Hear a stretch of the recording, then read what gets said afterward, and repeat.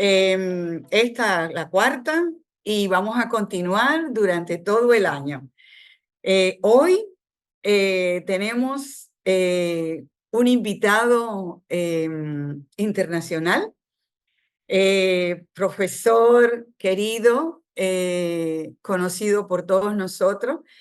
Les voy a pasar la palabra y el doctor Suazo, el moderador de esta reflexión bioética, de esta actividad del día de hoy, para que el doctor Suazo haga el inicio de esta reflexión bioética. Adelante,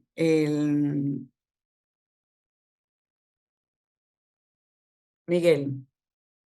Bien, buenas noches.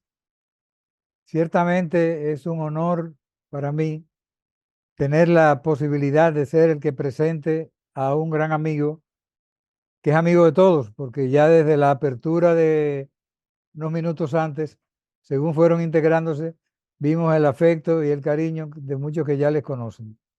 De manera que en nombre de la Comisión Nacional de Bioética y del INTE en su unidad de ética en el área de salud, le damos la más cordial bienvenida a todos para que podamos dar inicio esta noche a este diálogo que tanto hemos trabajado durante el último mes y que bajo los auspicios del convenio entre INTEC y la CNB, pues como Selma ha explicado, que es nuestra presidenta, se desarrolla lo que tiene que ver con todo el mecanismo mensual de 3 invitados nacionales y un cuarto internacional que por primera vez estamos estrenando y que para mí estamos estrenando con lujo.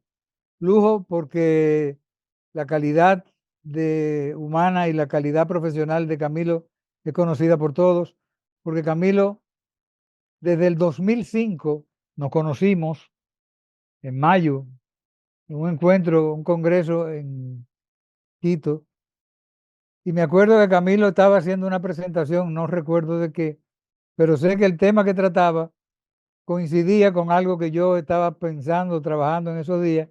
Lo abordé a la salida de la reunión y a partir de ahí puedo decir que empezó una mitad desde 2005 que ha hecho que Camilo nos visite.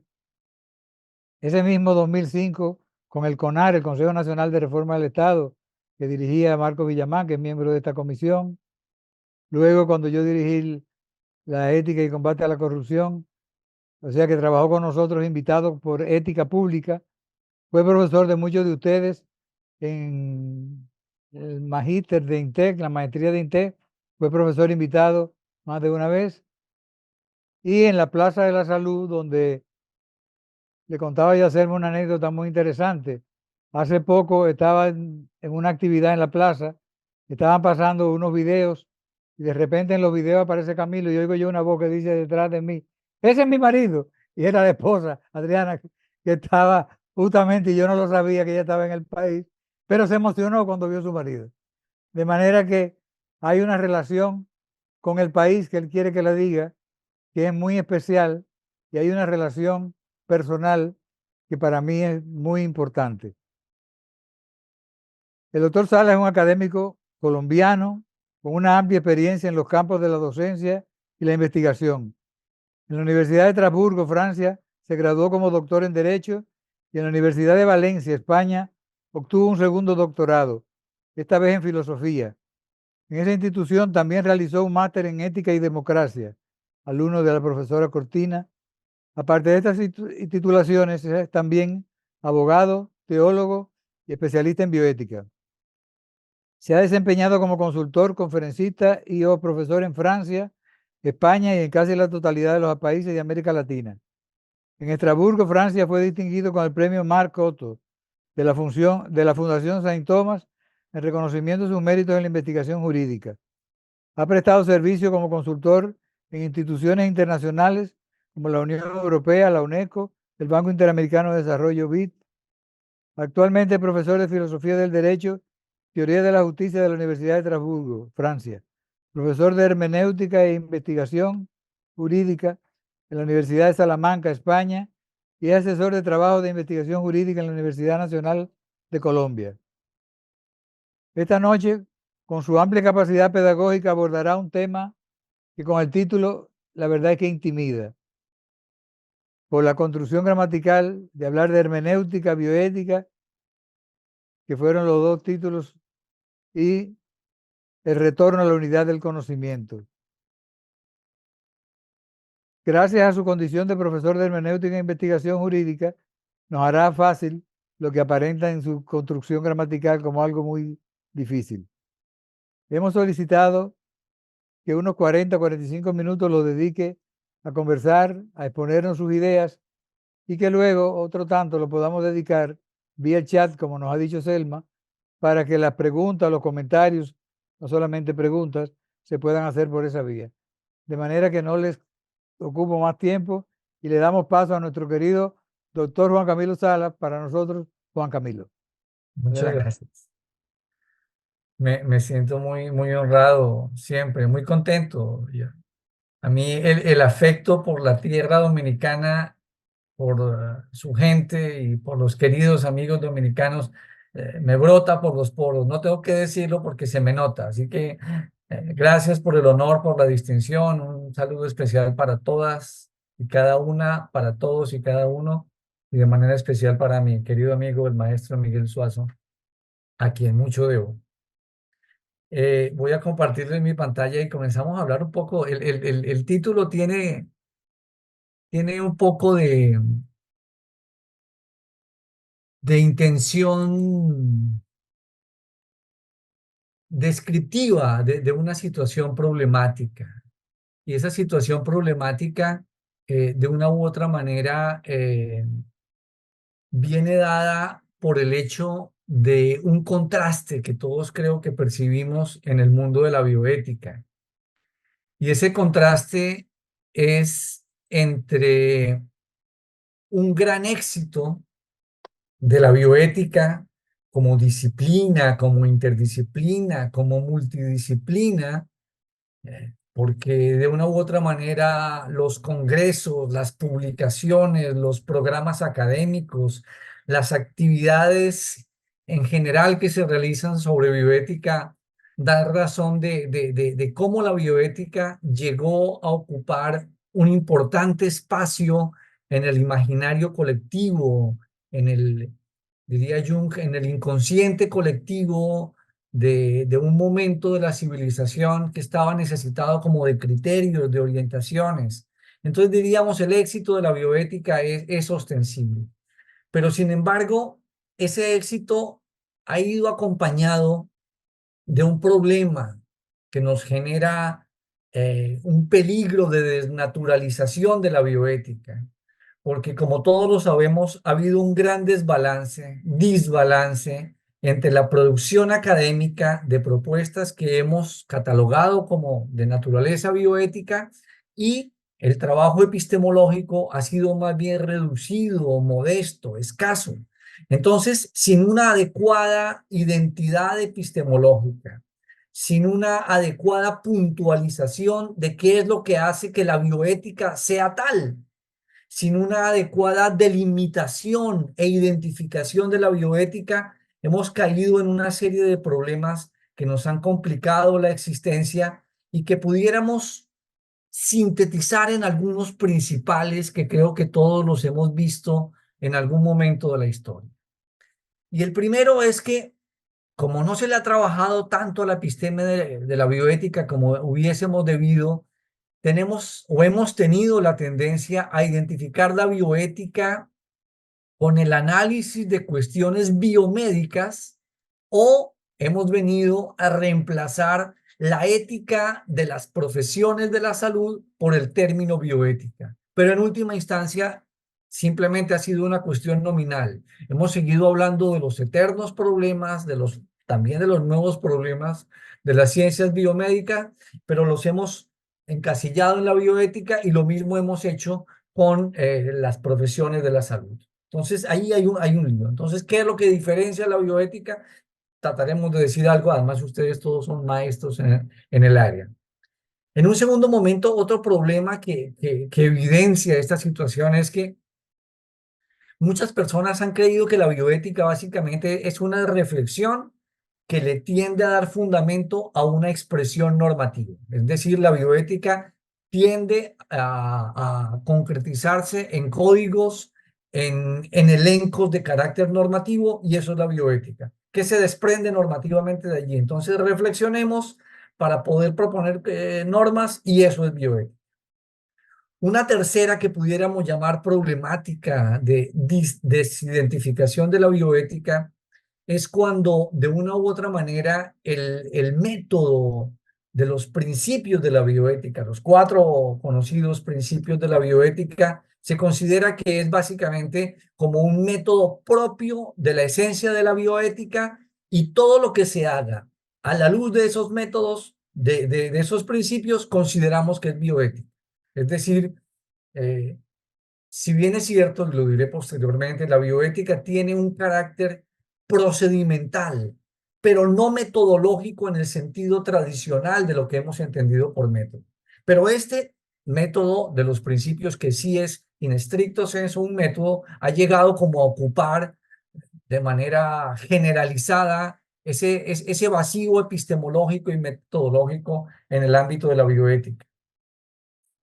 Un cuarto problema que pudiéramos identificar en el ámbito de la bioética es que las antiguas teologías morales de inspiración religiosa, católica, adventista, menonista, musulmana, judía, esas grandes teologías morales han cambiado de nombre y ahora se denominan bioética. Antiguamente se denominaban moral sexual, moral vida, moral justicia, y ahora están todas encapsuladas en una reflexión llamada bioética, pero el contenido es el mismo. Parece que ha sido básicamente un procedimiento de cambio de nombre, pero en todos los escenarios anteriores, diríamos, lo único que hemos hecho es colocar el neologismo bioética a las tradicionales reflexiones. Y por último, que tal vez es el problema más grave, y que ustedes creo que lo han visto en congresos, en eventos, en actividades de bioética, es que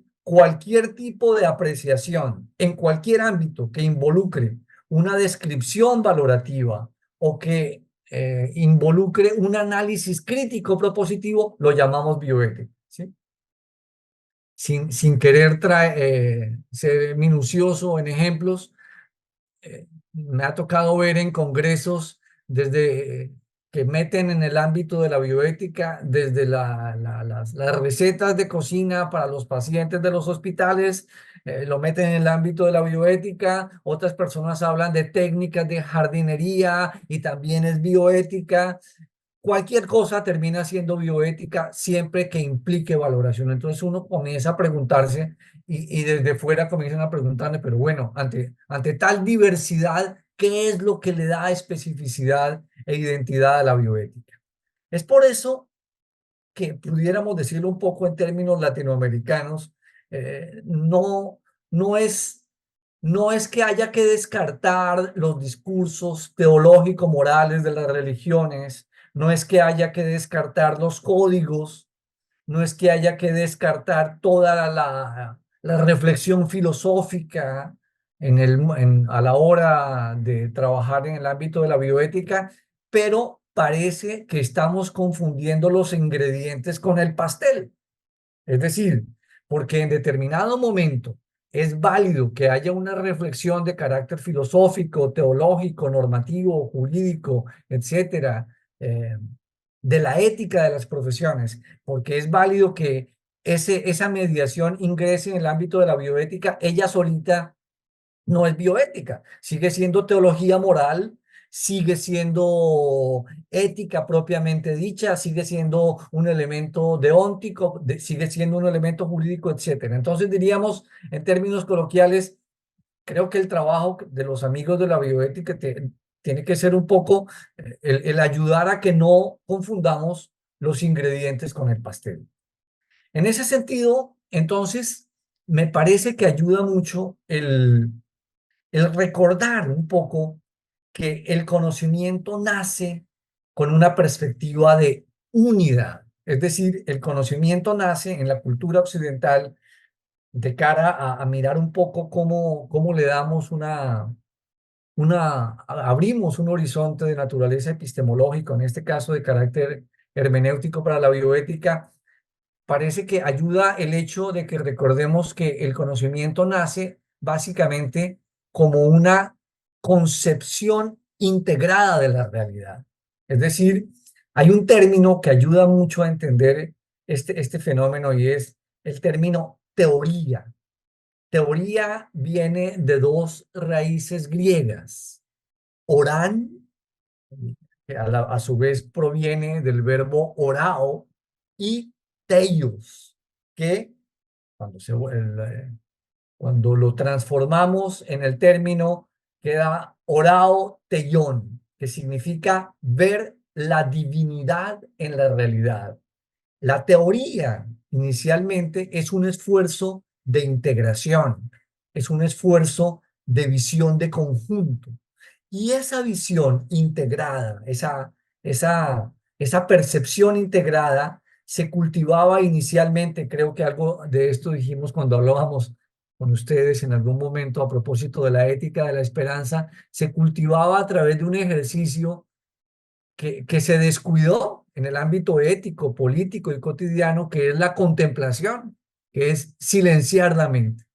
Entonces, los primeros filósofos griegos, que eran igualito que teólogos, de eso da fe esta obra que se llama La teología de los primeros filósofos griegos, escrita por un gran conocedor, el profesor Werner Jäger.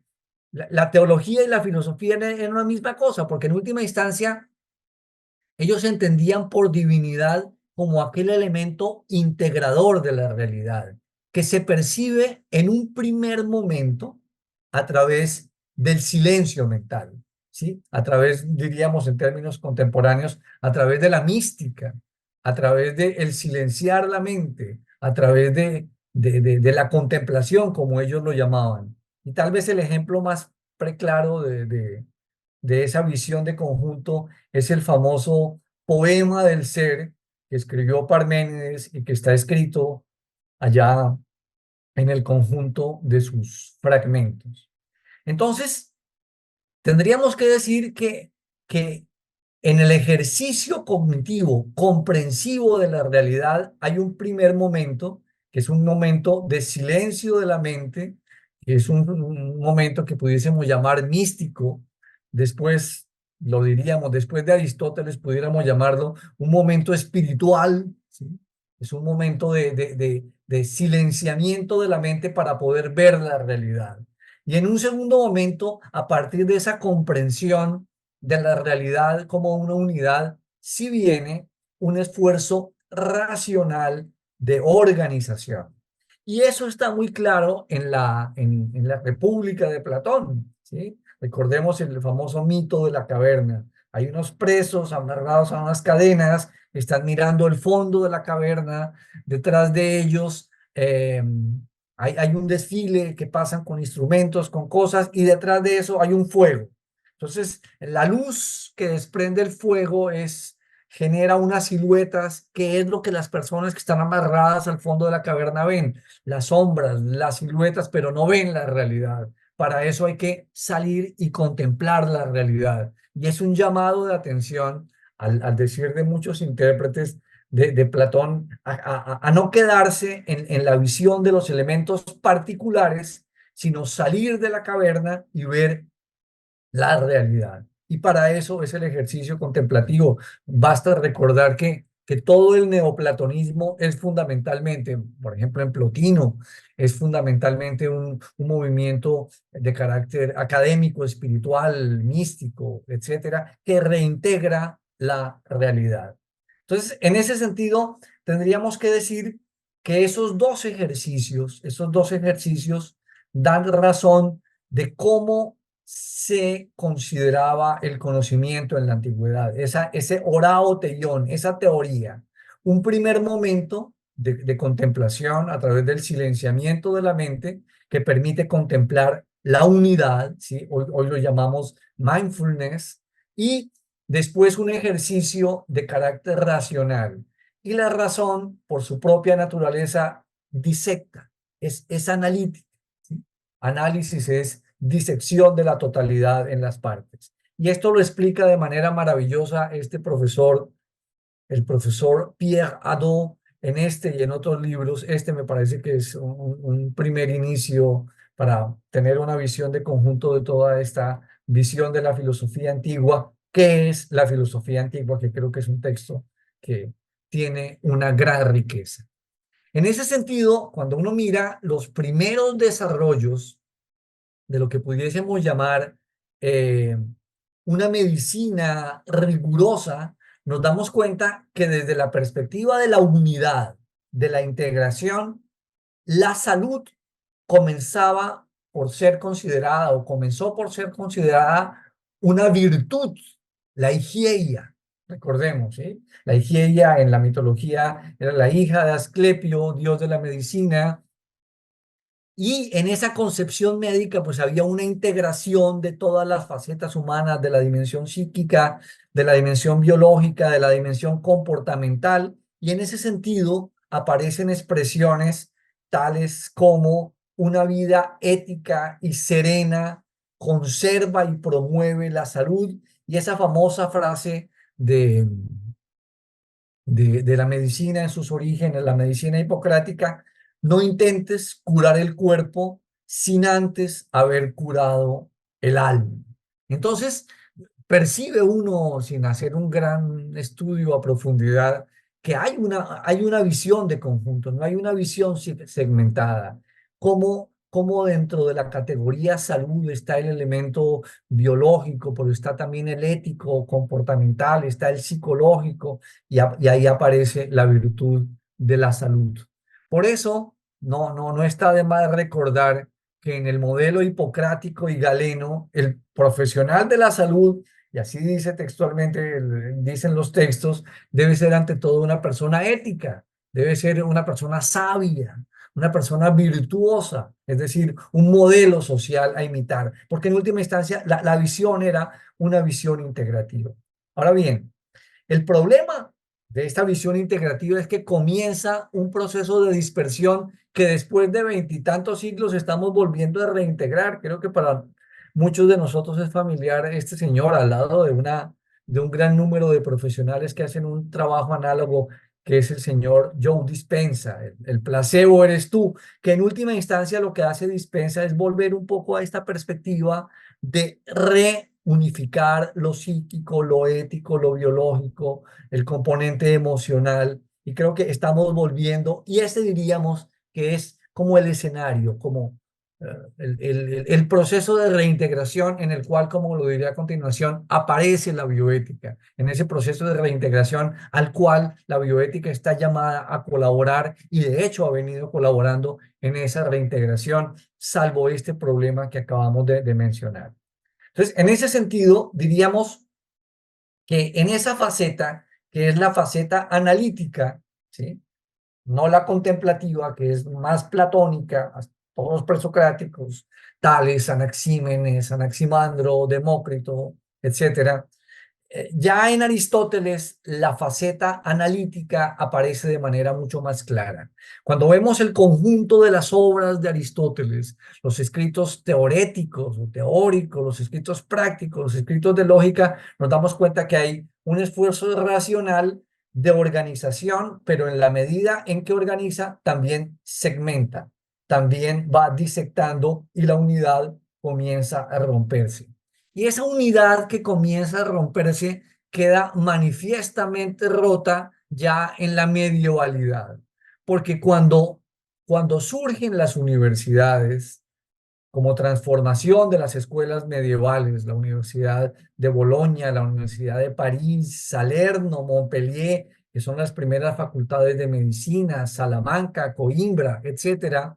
Bueno, tenemos la primera ciudad en la bella Santo Domingo, la primera universidad americana con el modelo salmantino precisamente, pero las universidades surgen un poco en torno de ese intento analítico aristotélico, que es un intento que separa, que disecta, que rompe la unidad. Y en ese sentido, esa unidad que se rompe intenta ser mantenida pero con un elemento que fue considerado problemático y que después generó unas reacciones muy problemáticas también, que es lo que los especialistas han llamado la teologización de Aristóteles. Es decir, las ciencias son diversas, pero hay un fundamento común unificante que es la divinidad. Pero es una divinidad no entendida en el sentido presocrático de una divinidad presente en toda la realidad, sino es una divinidad que en última instancia se utiliza para fundamentar esquemas de poder. Entonces, cuando miramos, por ejemplo, los grandes teólogos medievales, Avicena y Averroes en el terreno musulmán, Santo Tomás en el campo del catolicismo, Maimónides en el campo del judaísmo, todos pretenden de una u otra manera decir el principio unificador es una autoridad religiosa que se materializa en unos personajes muy concretos que son los ministros. Y para poder fundamentar teóricamente esa pretensión, emplean Aristóteles. Es decir, los tratados aristotélicos que remiten a una unidad de fondo, unidad que se presenta de manera organizada y diversificada en diferentes tratados. Esos tratados aristotélicos que están en las universidades, ellos intentan mostrarlos con un telón de fondo unificador que es la divinidad, pero que solamente se materializa a través de la autoridad de unos ministros muy concretos, ya sea en el Islam, ya sea en el judaísmo, ya sea en el catolicismo.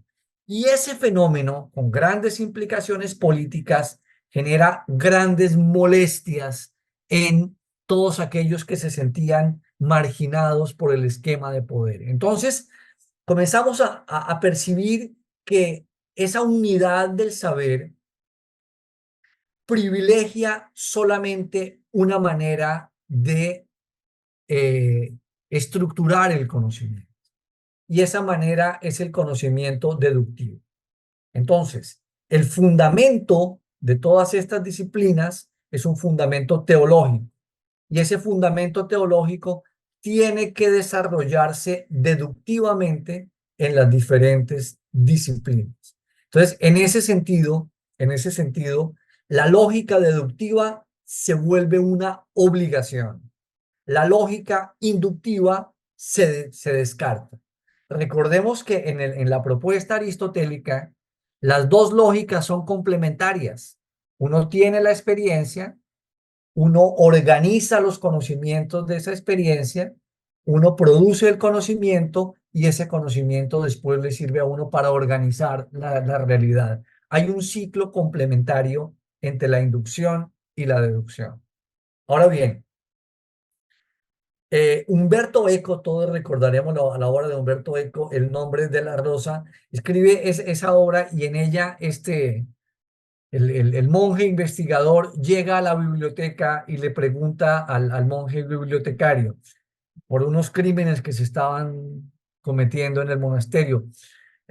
Llega a interrogarlo y el monje de la biblioteca a su vez contrainterroga al investigador y le dice, bueno, ¿tú qué es lo que vienes a buscar en última instancia? Dice, no, pues yo vengo a buscar la verdad. Y el monje de la biblioteca le dice una frase que es característica del saber medieval.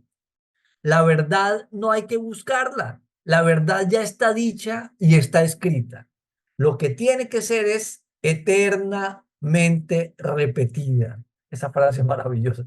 La verdad tiene que ser eternamente repetida. Ya está dada, ya está escrita en los libros, ya la autoridad religiosa dijo que era y punto.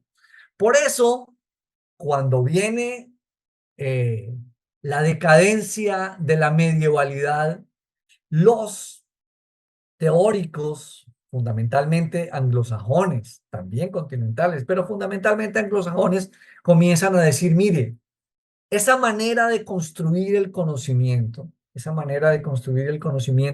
lo que ha hecho es defender unos esquemas de autoridad, es decir, la deducción ha sido empleada para defender unas estructuras de poder social. Hay que desestructurar todo eso. Entonces, comienza, por ejemplo, Newton diciendo, mira, aquí lo que hemos hecho es una lectura corrupta de las escrituras, dice Newton, allá en sus obras teológicas. Lo que tenemos que hacer es producir inductivamente un conocimiento con un rigor matemático. Y surge la idea del método. Igual sucede, por ejemplo, con las obras de Locke. Locke dice, no, no, no, no, ese gobierno que se armó allá con saber teológico, con una fundamentación teológica, eso no tiene ninguna legitimidad. Tenemos que fundarnos en las experiencias mismas. Entonces, las obras epistemológicas, las obras cognitivas, por ejemplo, el ensayo sobre el conocimiento humano, los principios matemáticos, son obras que de una u otra manera lo que pretenden es desvirtuar epistemológicamente unos fundamentos sobre los cuales se afincó el poder social. Entonces, esa unidad que se pretendió, que se tuvo en la antigüedad y que comenzó a fragmentarse con los trabajos analíticos de Aristóteles y que después se intentó mantener con ese supuesto teológico de autoridad, comienza a romperse manifiestamente en los inicios de la modernidad y todos al lado de Locke, de Newton. Recordemos también a Bacon, eh, recordemos a Giordano Bruno, toda esta serie de personas que reaccionan frente a ese esquema. Y eso se reflejó en una ruptura de la realidad, la unidad de la realidad, en una ruptura de las ciencias y en una ruptura también del conocimiento del ser humano. Y tal vez la obra más característica que expresa esa ruptura en la unidad del conocimiento del ser humano, que estaba ya en Hipócrates y en Galeno, que acabamos de mencionar, es el famoso tratado de anatomía de Andrés Vesalio, ¿sí? Recordemos que anatomía viene de dos raíces griegas, ana y tomos, ¿cierto? Ana es coja y tomos es corte, ¿sí? Una tomografía es un diagrama de cortes. Tomos es cortar, entonces disecte, separe. Y ahí la unidad que teníamos en el pensamiento antiguo con el cual nace la medicina es una unidad que se disecta, que se separa. El saber anatómico es un saber que disecta al ser humano.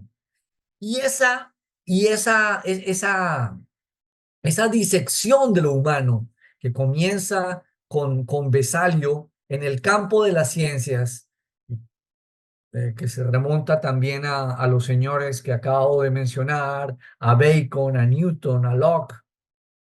Esa unidad de las ciencias llega a un punto máximo de dispersión con el paradigma de la especialización predicado por Augusto Comte. Augusto Comte decía, para que sea una verdadera ciencia y para que esta ciencia progrese, tenemos que avanzar de elementos cada vez más generales hacia elementos cada vez más particulares. Entonces, la especialización tiene grandes ventajas, nadie lo puede negar, pero la especialización tiene un problema y es que nos conmina a saber cada vez más de cada vez menos. Y cuando sabemos cada vez más de cada vez menos, perdemos la posibilidad de las comprensiones globales, integrales, y de proponer soluciones integrales, y es a propósito de lo cual surge después, y ya hay un elemento que vamos a mencionar a propósito de la bioética, surge la perspectiva interdisciplinar como una respuesta a esa fragmentación generada por el paradigma de la especialización. En ese contexto, ya en el siglo XX, diríamos que hay una formalización de una manera que reacciona en contra de cualquier mirada cualitativa, deductiva, valorativa de la realidad, que es el conjunto de trabajos realizados por el famoso Círculo de Viena, con el positivismo lógico.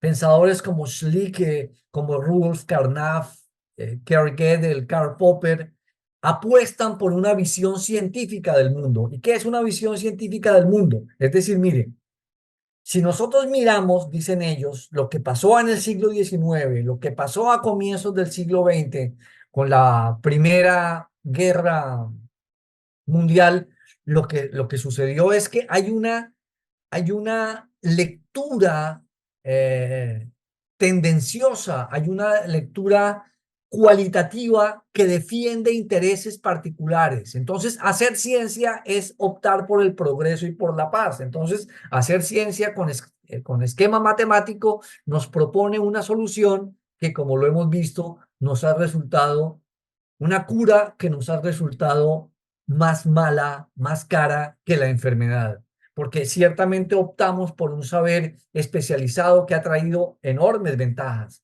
pero hemos perdido una visión integral del mundo, una visión integral del ser humano, una visión integral de la realidad que nos tiene como nos tiene, entre otras cosas, con estas temperaturas que tenemos cada vez más problemáticas.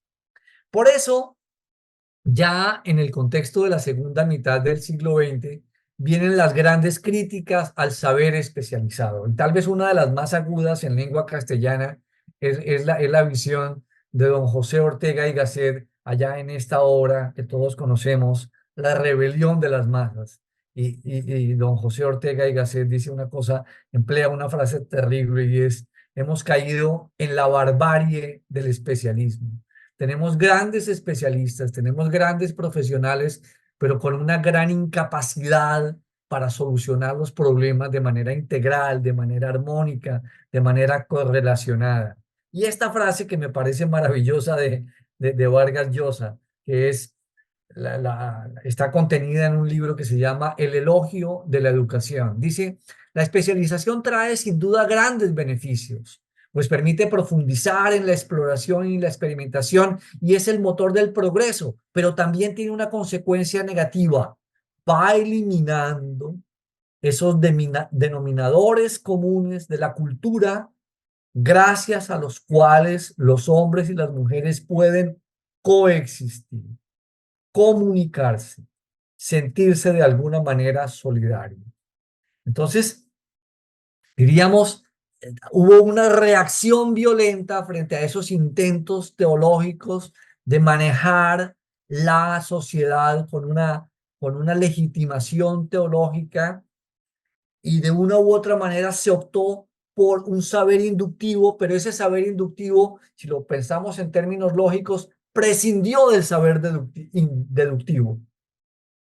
La tradición de las ciencias que llamamos después del espíritu, de las ciencias histórico-hermenéuticas, prescindió de la inducción. Y la inducción prescindió de la deducción. Y perdimos esa visión de unidad que tanto necesitamos y que tanto nos hace falta. Y es en ese contexto de una gran dispersión de las ciencias que aparecen los famosos giros del conocimiento en el siglo XX. Simplemente los menciono porque sería muy amplio dedicarnos a hablar de ellos. Además, ustedes los conocen todos. El giro lingüístico liderado por Wittgenstein, el giro pragmático liderado por William James, entre otros, el giro aplicado de nuestra querida compañera, profesora y amiga Adela Cortina, y el giro hermenéutico, que de una u otra manera integra los demás giros en medio de esa dispersión tan problemática de la cual hemos sido testigos y cuyas consecuencias desafortunadamente estamos teniendo que pagar. Entonces, el giro hermenéutico, que más precisamente se llama el giro hermenéutico de la fenomenología, es decir, recordemos que la fenomenología de Husserl obedecía a una premisa que él nos proponía. Hay que volver a las cosas mismas, hay que ir a las cosas mismas.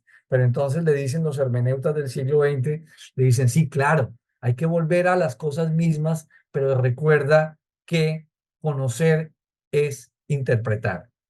Y aquí es donde aparece la bioética. La bioética aparece en el contexto de una gran eclosión de conocimientos y la bioética, todos sabemos, nace de la mano de ideas como puente, vínculo, reintegración, diálogo, etcétera, etcétera. Y es allí en donde de una u otra manera podemos decir, ha sido un paso enorme, ha sido una ventana enorme para una gran transformación, pero tenemos que ajustar las tuercas en el rigor epistemológico porque nos estamos desidentificando, la bioética se ha venido desnaturalizando y hemos venido teniendo problemas de falta de la capacidad de decir qué es la bioética, qué significa razonar bioéticamente, etcétera. Es por eso que cuando tenemos ese problema que mencionábamos al comienzo, que en el peor de los escenarios cualquier cosa es bioética, desde una receta de cocina hasta los criterios para hacer montañismo, etcétera. Uno en los congresos uno escucha cuánta cosa y todo cabe en el saco de la bioética. Tendríamos que recordar que la hermenéutica es fundamentalmente un llamado de atención. Todos los giros del conocimiento son básicamente llamados de atención sobre el carácter del conocimiento, sobre, más que sobre el carácter, sobre diferentes caracteres del conocimiento, diferentes perspectivas del conocimiento. Y en ese sentido, la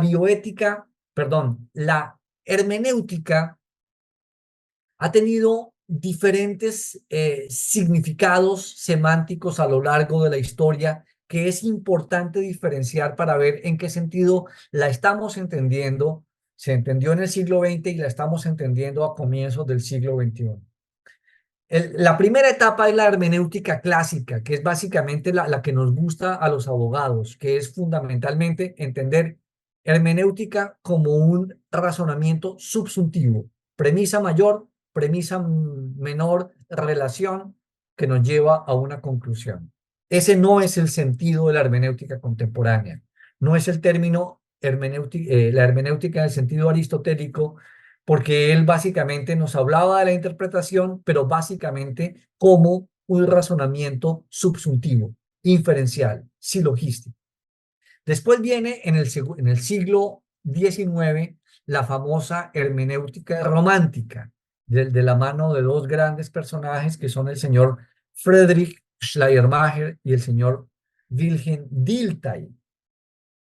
Y en estos señores, la hermenéutica es fundamentalmente un conjunto de normas de interpretación, normas y criterios para una correcta interpretación. Y diríamos, la hermenéutica del siglo XX no es eso. Para mirar un poco qué ha significado y qué significa la hermenéutica en la historia, este libro es maravilloso. El profesor Jean Grondin es un apreciado amigo, profesor de la Universidad de Montreal. Está en todas partes en internet, ya se puede, lo han pirateado, así que se encuentra muy fácilmente. ¿Qué es la hermenéutica? La hermenéutica del siglo XX está estructurada en torno a la propuesta de estos señores que a todos nos son muy conocidos. El señor Martin Heidegger, que nos llama la atención sobre algo que parece elemental, pero que fue trascendental. Comienza Heidegger allí en Ser y Tiempo denunciando el olvido del ser, el olvido de la realidad. ¿Por qué? Porque en esos intentos, tanto en el intento del deductivismo medieval como del inductivismo de la modernidad, nos olvidamos de que la realidad solamente podía ser comprendida en el tiempo. El ser y el tiempo es decir, mire, cuando usted piensa la realidad, tiene que ser consciente del tiempo, porque no existe nada si no es en el tiempo. Y la principal prueba, dice Heidegger, es el Dasein, es el ser ahí en el mundo, que es el ser humano. ¿Qué ser humano está fuera del tiempo? Todos estamos metidos en el tiempo. Y un discípulo de Heidegger, en desarrollo de las ideas de su maestro, que es el profesor Hans-Georg Gadamer, pone los puntos sobre las IES y dice, ¿por qué? Porque si somos conscientes de que estamos metidos en el tiempo, conocer es interpretar. Cada vez que nosotros conocemos, estamos haciendo una interpretación. Y esa interpretación está determinada por nuestra temporalidad, por nuestra espacialidad, por nuestra subjetividad. ¿Sí? Obviamente no se trata de caer en un relativismo, ya lo vamos a decir, no es que cada cual interprete lo que quiere, pero no se puede interpretar adecuadamente sin ser consciente de la espacialidad y de la temporalidad. Pero cuando nos movemos ya en el terreno de las interpretaciones, este otro señor que se llama Paul Ricoeur nos llama la atención sobre un hecho. Necesariamente, cuando nos movemos en el terreno de las interpretaciones, se presentan los conflictos de interpretaciones. Y esos conflictos de interpretaciones pues son naturales. ¿Por qué? Porque cada uno tiene una perspectiva, un horizonte, una temporalidad, unas mediaciones para captar el conocimiento y para captar la realidad. Por eso va a ser tan importante lo que nos va a decir este otro señor, que es el profesor Habermas, Jürgen Habermas, que dice, bueno, para salvar toda esa serie de problemas que tienen una raíz epistemológica, pero que tienen consecuencias éticas, necesitamos dialogar.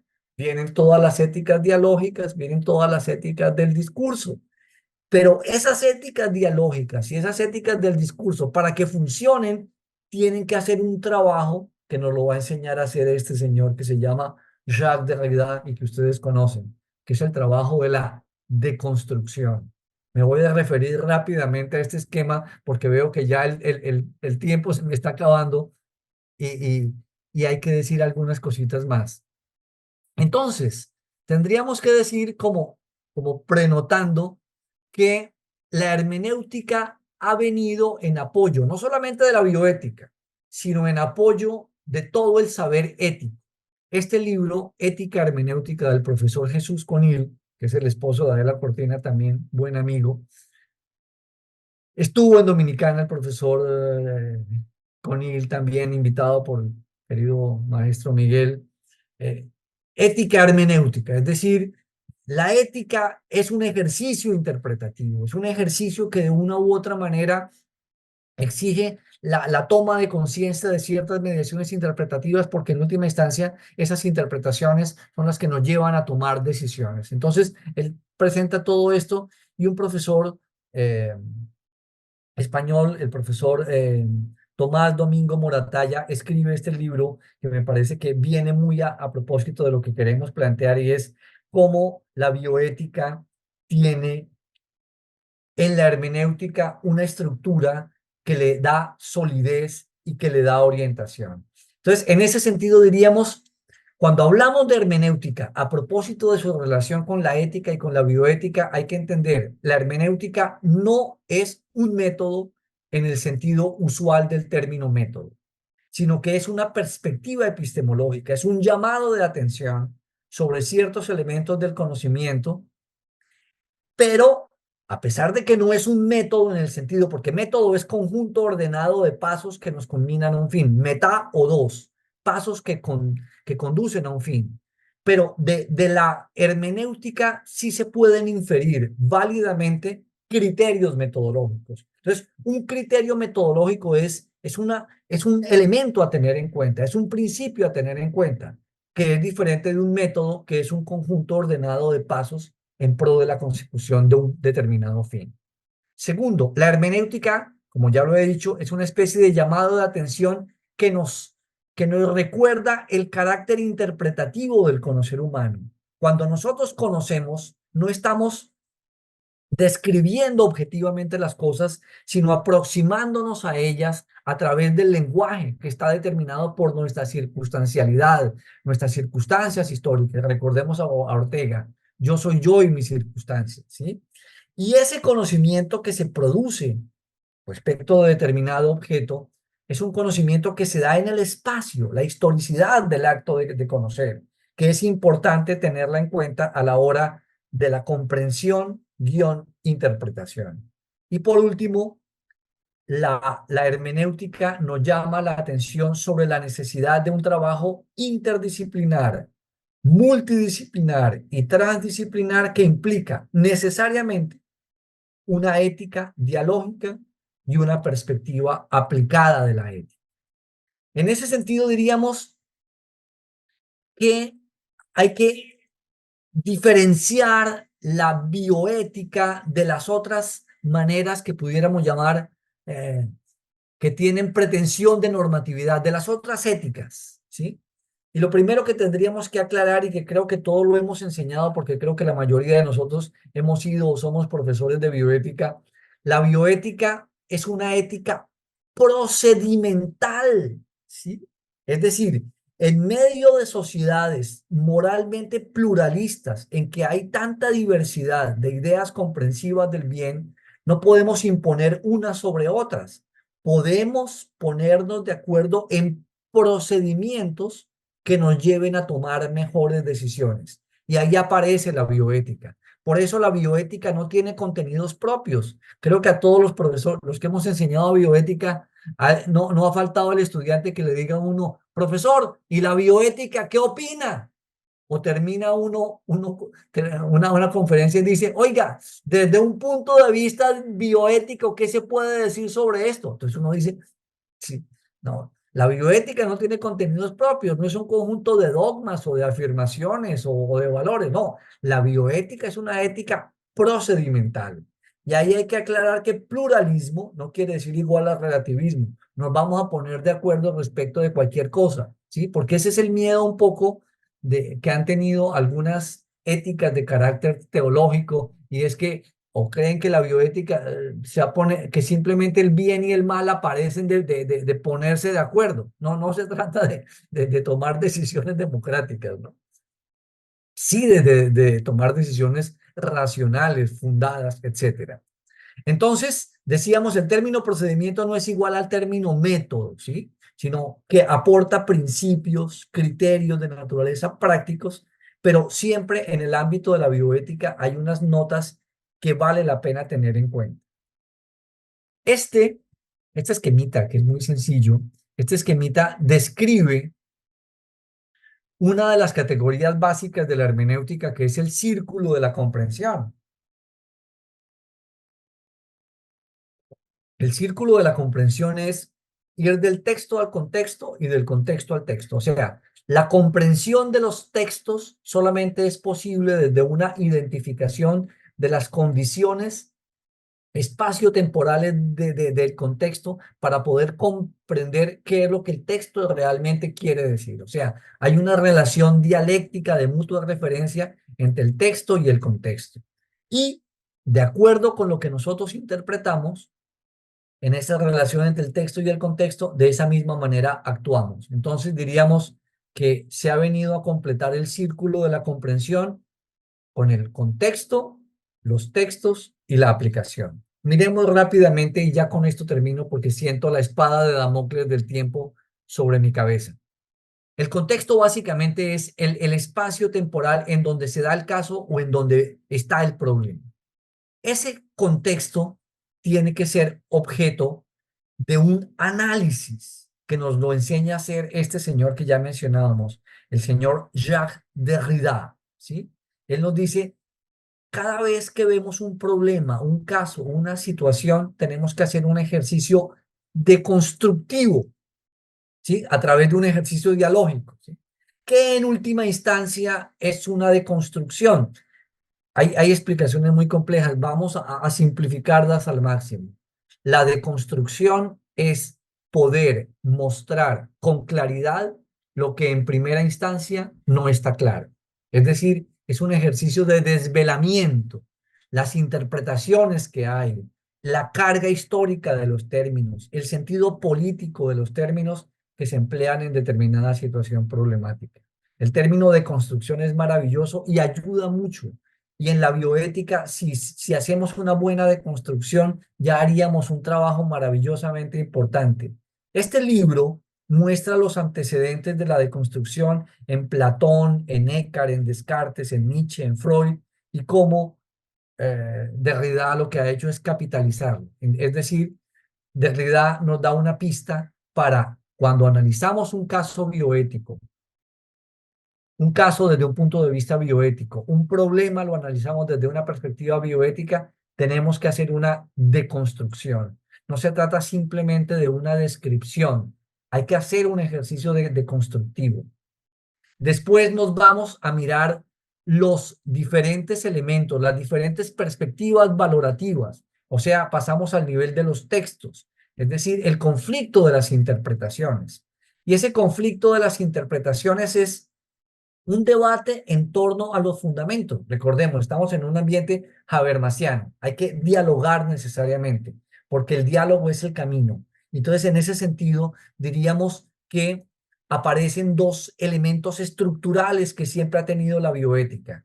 Siempre ha tenido el carácter interdisciplinar, porque se refiere a problemas, porque lo hace de diferentes horizontes disciplinares, y en esos horizontes necesariamente nos generan interpretaciones que de una u otra manera entran en conflicto.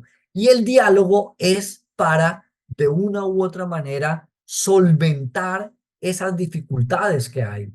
Entonces, en ese sentido, diríamos, el diálogo sobre esos fundamentos, como nos lo enseña el mismo Habermas, y ustedes lo han enseñado en sus clases, y creo que es bueno recordarlo, el diálogo tiene que diferenciar los consensos, que es decir, lo que ya está ahí, en lo que ya estamos de acuerdo, y seguimos dialogando, discutiendo para llegar a los acuerdos. ¿Sobre qué? Sobre los referentes que deben iluminar una toma de decisiones.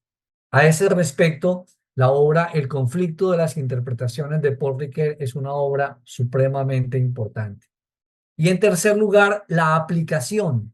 ¿Cómo ofrecemos herramientas para tomar mejores decisiones?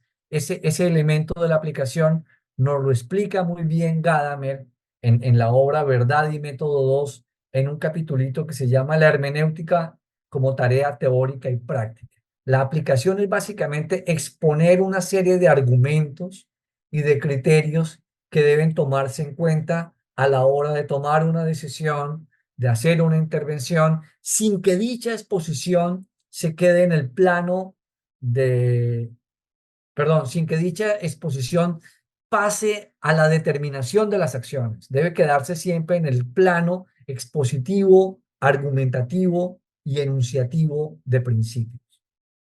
Entonces, en síntesis, el conocimiento comienza como una unidad y tiene unas implicaciones en la medicina, en las diferentes ciencias. Cuando tratamos de explicarlo, y el primero que trató fue Aristóteles, disecta, y esa disección en determinado momento se le dio un fundamento teológico que generó un gran problema. ¿Por qué? Porque le quitó el contacto con la realidad. Viene todo el conocimiento de la modernidad de naturaleza inductiva, empírico y con estructura matemática que generó toda la dispersión de saberes a través del paradigma de la especialización, y la bioética, como en el contexto de los giros del conocimiento, ha entrado a reintegrar, a reintegrar. Entonces tendríamos que decir que la noble tarea de la bioética es una tarea reintegrativa del saber, para mostrarnos la interconexión que hay entre las diferentes facetas del saber, y una interconexión que la establecemos en términos interdisciplinares y dialógicos. Entonces, y con esto termino, ¿qué implicaciones prácticas de cara a un mayor rigor del trabajo bioético? Sería, cuando hacemos investigación académica, tendríamos que decir, para que una investigación sea auténticamente bioética y la vayamos a publicar o a difundir, debe tener un ejercicio contextual de constructivo, tiene que mostrar con claridad algo que no se está viendo con claridad. Segundo, tiene que tener un debate interdisciplinar. Si no hay debate interdisciplinar, no es bioética, porque esa es una de las notas características. Y tercero, tiene que tener unos argumentos para fundamentar una aplicación práctica. Cuando hablamos del trabajo de los comités de la hermenéutica, nos recordaría que en última instancia es fundamental que determinemos los consensos para luego debatir y llegar a los acuerdos, ¿sí? Y para eso es muy importante que quienes participamos en los comités recordemos a John Rawls y nos ubiquemos en la posición original, ¿sí? ¿Para qué? Para evitar un problema muy frecuente, que es revestir con ropaje bioético las ideas particulares respecto del bien. Es decir, esas ideas que todos tenemos por nuestras percepciones del bien. Y a nivel de un trabajo docente, creo que la bioética, perdón, la hermenéutica como instancia de fundamentación epistemológica de la bioética, le diría, hay que desarrollar capacidades en los estudiantes para razonar en términos éticos, utilizando e integrando razonamientos de tipo inductivo como razonamientos de tipo deductivo. ¿Por qué? Porque si nos damos cuenta, Lo que hace la medievalidad es quitarle la reflexión inductiva al saber. Y lo que hace la modernidad, en buena medida, es quitarle la modernidad positivista, es quitarle el componente deductivo, valorativo al saber por privilegiar el dato que se pretende objetivo. Les agradezco por su atención y por su paciencia y les ofrezco disculpas por haberme pasado unos minutos, pero me emocioné demasiado. Muchas gracias y muy gentiles por su atención. No, queremos agradecerte infinitamente los aportes que hace desde esta perspectiva, sobre todo en el tema que la mayoría de los presentes participamos, que es el tema de la bioética. Creo que lanzas una serie de retos y de cuestionamientos que ya los habíamos visto en otros momentos. Uno de ellos, el tema del principialismo.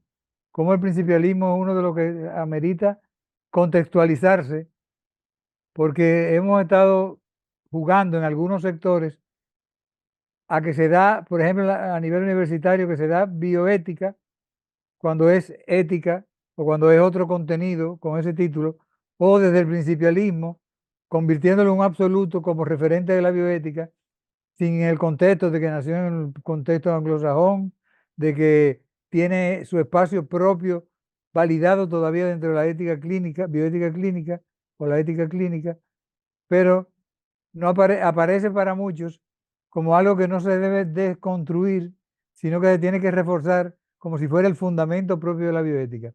Eso por un lado. Voy a plantear dos o tres de las que me surgen y pasamos inmediatamente a ver si hay algo más. Se relaciona la hermenéutica con la narrativa. ¿Cómo podríamos ubicar la narrativa de la bioética, la narrativa desde la medicina, para poder encontrar el componente hermenéutico como relación o mediación entre ambos, narrativa y hermenéutica? Dejaría esas dos inicialmente para ver si luego hay alguien más que quiera participar. Bueno, muchas gracias, muy amable. Complejas las preguntas, maestro Miguel. Mira, yo creo que el asunto con el principialismo tiene que ver con el hecho del gran auge que tuvo la bioética clínica en un primer momento que de una u otra manera como que acaparó el escenario de la reflexión bioética. Yo estoy perfectamente de acuerdo contigo en que el principialismo es solamente un método de evaluación y de orientación para la toma de decisiones en ética clínica, algunos la llaman bioética, ¿sí? A mí me parecería que más estrictamente estaríamos hablando de una ética clínica, porque en última instancia, diríamos, en la sola formulación principialista no hay un análisis, tú lo acabas de mencionar, ni hay un análisis deconstructivo y ni hay un análisis interdisciplinar. Hay un cotejo de una situación a la luz de unos principios que nos llevan a tener en cuenta ciertos elementos para poder hacer una ponderación en relación con esos elementos. Así que yo sí creo que evidentemente tenemos que rescatar a toda costa el carácter dialógico de la bioética, el carácter interdisciplinar de la bioética y sobre todo el entender que no puede haber un método en el sentido tradicional de lo que hemos entendido por método.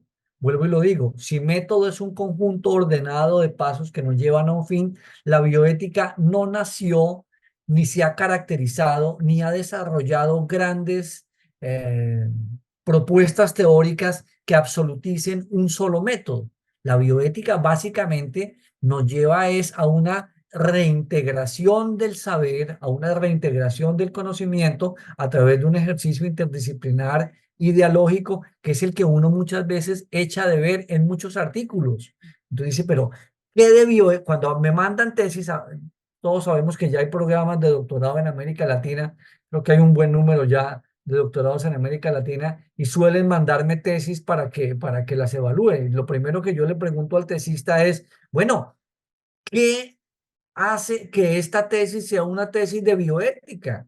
Me acuerdo, había me mandaron una tesis que hacía un análisis de los habitantes de la calle en Bogotá, que hacía unas propuestas. Y dije, pero dime qué de bioético tiene esto a un análisis de sociología de la salud o un análisis de tipo puramente valorativo o de una simple descripción. ¿Qué hace que esta reflexión sea bioética? Y lo penoso es que a veces muchos que están haciendo tesis doctoral en bioética no dan razón de qué es lo que hace que su reflexión sea auténticamente bioética. Por eso creo que ese déficit lo tenemos que llenar y es el déficit de rigor epistemológico y por eso lo que tú puntualizas respecto del principialismo me parece muy justo, apreciado Miguel.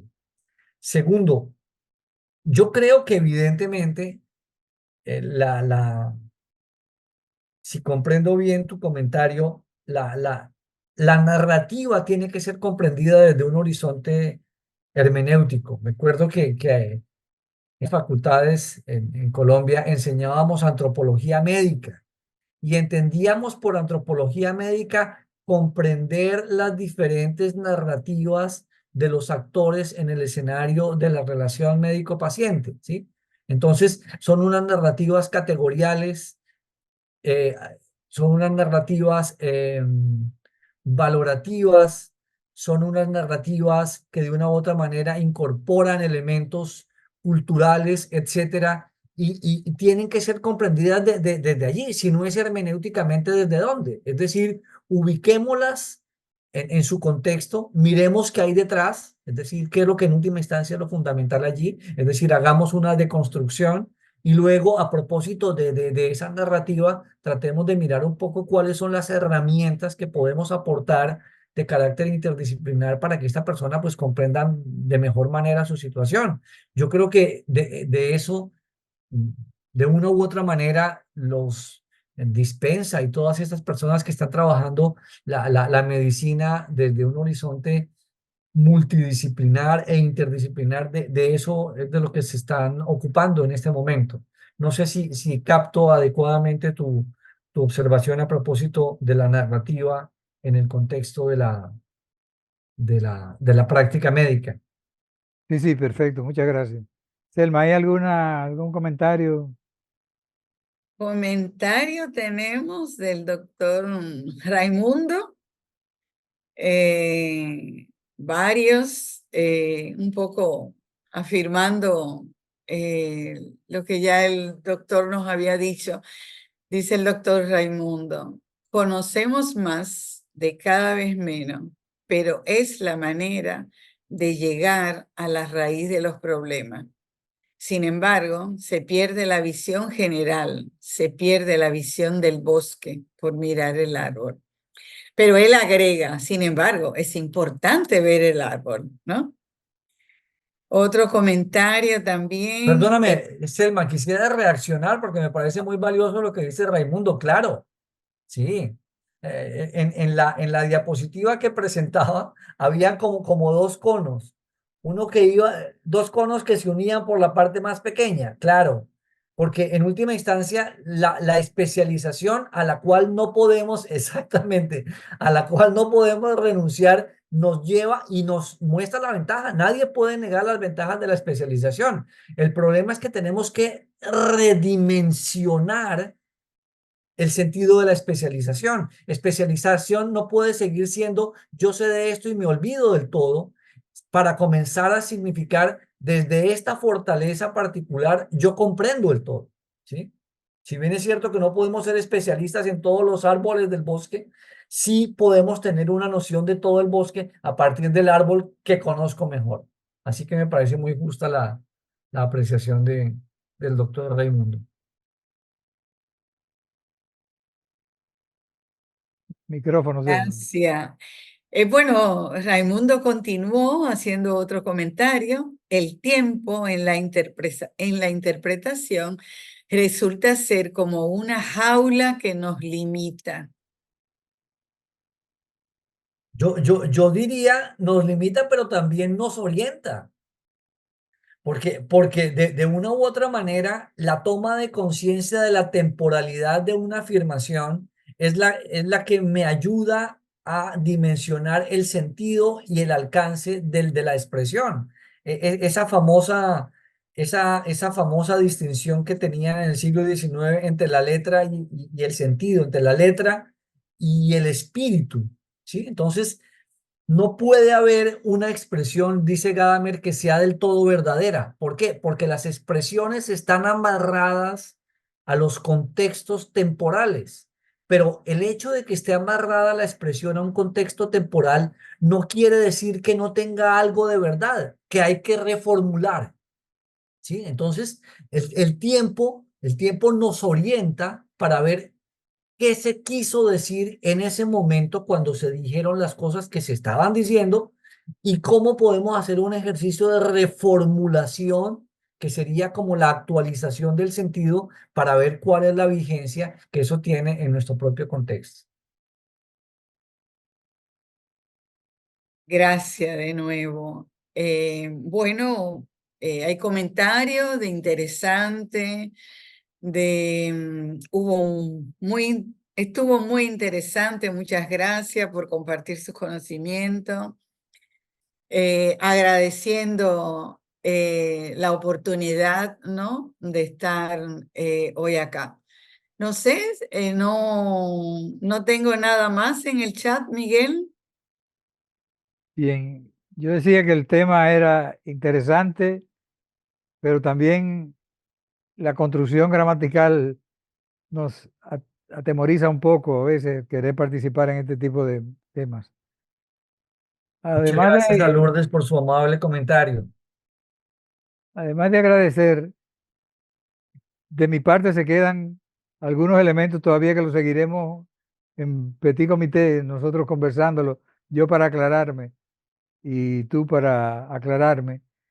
Sobre todo estos aspectos de la narrativa, que la relación, estoy de acuerdo contigo, tiene que pasar por la relación médico-paciente, pero también habría que desconstruir la historia clínica, habría que desconstruir el proceso salud-enfermedad, como ha sido concebido. Tendríamos ahí otra beta por donde trabajar. Otra que conversamos en las dos últimas veces que hemos hablado, cómo se vincula con el método de la deliberación moral, todo este tema de la hermenéutica y la operativización del proceso de construcción y construcción ante los modelos nuevos y los contextos nuevos que estamos viviendo. Por ejemplo, nosotros estamos viviendo hoy y ayer y antes de ayer una avalancha de demandas médicas que se han destapado, que tienen repensando todo el mundo desde el punto de vista de la medicina, de la bioética, del derecho, y son estos elementos que tendremos que ver el contexto, el texto, el contexto para ver y sabemos qué otras cosas se mueven por detrás para que estas eventualidades aparezcan coincidenciales dentro de la esfera pública en estos días. De manera que no te lo planteo para que me lo responda ahora, sino que son los elementos que me quedan todavía en la agenda para poder discutir. No sé si quieres hacer algún comentario breve antes de despedirnos. Sí, mira, no, es que me parece muy importante. Mira, dijiste dos cosas brutalmente importantes. Mira, a mí me parece que la ética de la deliberación, dentro de la cual entra la bioética, tiene enemigos que en determinado momento están reaccionando por un que pudiéramos llamar un legítimo miedo, ¿sí? Porque en el imaginario colectivo, deliberar éticamente para muchas personas es simple y llanamente pongámonos de acuerdo respecto del bien y del mal, ¿sí? Entonces, causa un miedo terrible decir, oiga, estas personas se están inventando, ¿sí?, criterios de bondad o de maldad y están cayendo en un relativismo. La palabra relativismo es frecuentemente empleada cuando hablamos de deliberación moral, hablamos de bioética. Entonces, cuando hablo con mis estudiantes de derecho que tienen que tomar decisiones, los magistrados, los jueces, yo les digo, mire, hay, hay dos elementos normativos que nos libran del relativismo. El primer elemento normativo es la realidad, ¿sí? Tú no puedes cambiar la realidad a punta de argumentos. La realidad está allí, ¿sí? Si bien es cierto que es objeto de interpretación, no es menos cierto que es una realidad que tiene unos elementos que le son propios y que en este momento de la historia se describen con determinados términos, determinadas características. Yo no puedo decir que lo que tengo aquí en la mano es una manzana. Sí, yo no puedo proponer 1000 argumentos para decir, mira, aquí tengo una manzana. No es que para mí es una manzana, no. O sea, lingüísticamente esto no es lo que los seres humanos del siglo XX que hablamos castellano entendemos por manzana. Por manzana entendemos otra cosa, ¿sí? Entonces, hay una normatividad en la realidad.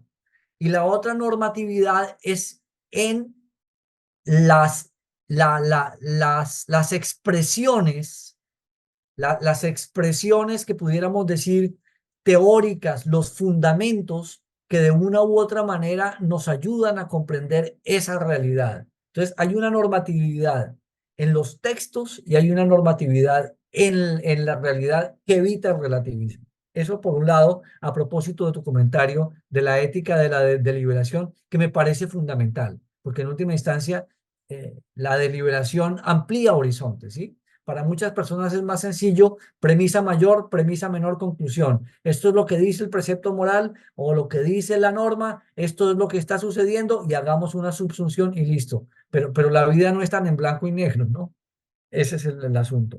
Y el segundo elemento que me parece muy valioso de lo que decía Miguel es referente a la deconstrucción. La deconstrucción yo creo que es una categoría muy importante para la bioética, porque es que cuando se hace un esfuerzo deconstructivo, llegamos a ver con claridad lo que en primera instancia no está claro.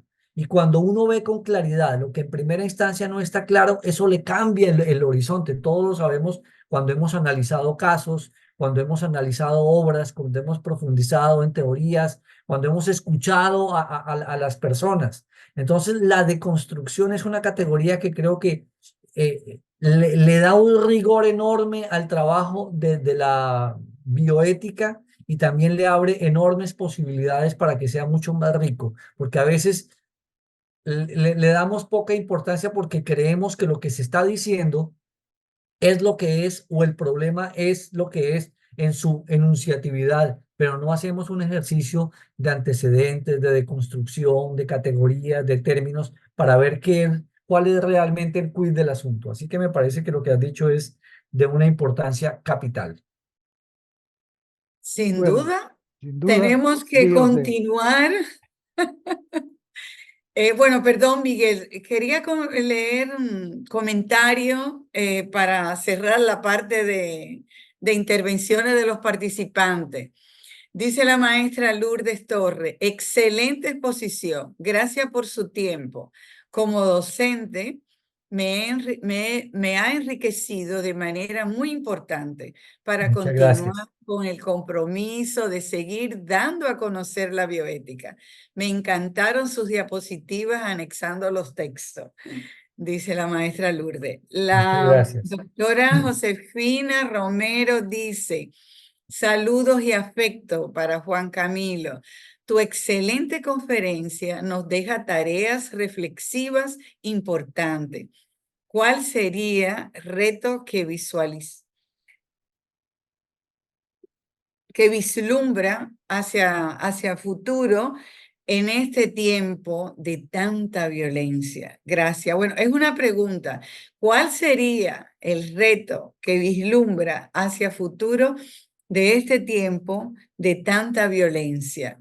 Dice Gracia. Y Raimundo hace otro comentario personal, ¿no? Dice, y a mí me desempolva conocimientos casi olvidados por la distancia, el tiempo. De nuevo, muchísimas gracias. Gracias a nombre de la Comisión Nacional de Bioética. hemos tenido más que una bandeja, un menú, ¿no? Inmenso, junto con el INTEC, por el acuerdo que tenemos, la CNB con INTEC, y varias veces en el año vamos a tener también actividades de manera conjunta. A ver, Miguel, si quieres cerrar. Bien, no queda más que agradecer doblemente al amigo de la República Dominicana y a mi amigo Juan Camilo, con quien guardo afectos e historias del mundo de la bioética que nos han unificado.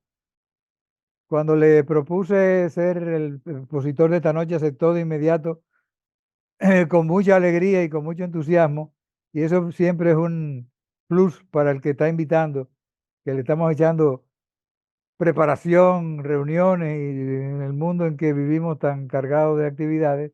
De manera que, Juan Camilo, un fuerte abrazo de parte de todos los dominicanos, de todos los que te conocemos, y agradecido por tu espontaneidad y tu amabilidad de participar con nosotros. Con mucho gusto, muy honrado y muy contento siempre de poder decir una palabra en medio de tanta experiencia, tanta sabiduría y sobre todo tanto compromiso que conozco que hay en cada uno de ustedes. Y me honra mucho el poder pensar en voz alta frente a un auditorio tan querido y tan distinguido. Muy amable. Bien, gracias. Buenas noches a todos los participantes, los compañeros de la CNB, los invitados, todos los que nos acompañaron. Le damos las gracias por haber venido y volveremos entonces con Selma cuando nos convoque de nuevo para otra reflexión bioética. Buenas noches. Buenas noches, muchas gracias.